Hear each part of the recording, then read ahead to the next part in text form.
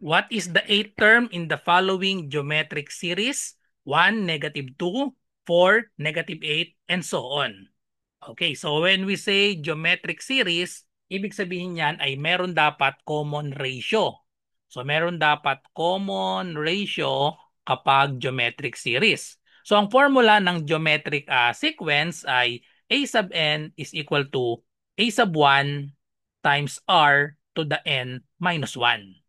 So kailangan alamin lang natin yung common ratio dito. So we have 1, naging -2, naging 4, and then -8. So to get the common ratio, isipin lang natin ano yung minultiply sa 1 para naging -2. So ang minultiply dito ay 1 times -2.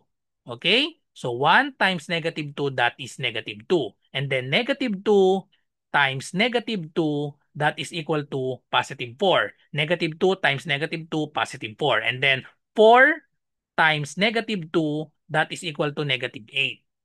So therefore, so ang hinahanap natin, 8 term, ang formula para sa 8 term, a sub 8 is equal to a sub 1 times r to the n minus 1, 8 minus 1, so we have 7.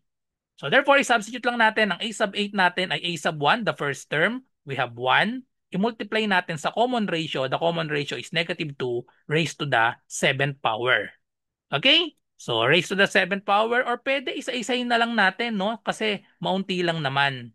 So kapag kinuha natin yung -2 to the 7th power, so pwedeng isa-isahin na nga lang, no? Maunti naman kasi. So we have -2, 4, -8. Ang susunod dito ay +16. Alternate ang sign.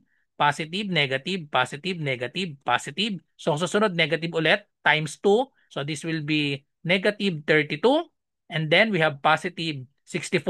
So we have 1, 2, 3, 4, 5, 6, 7. So yung pang-8 natin ay magiging -64 times 2. So we have -128.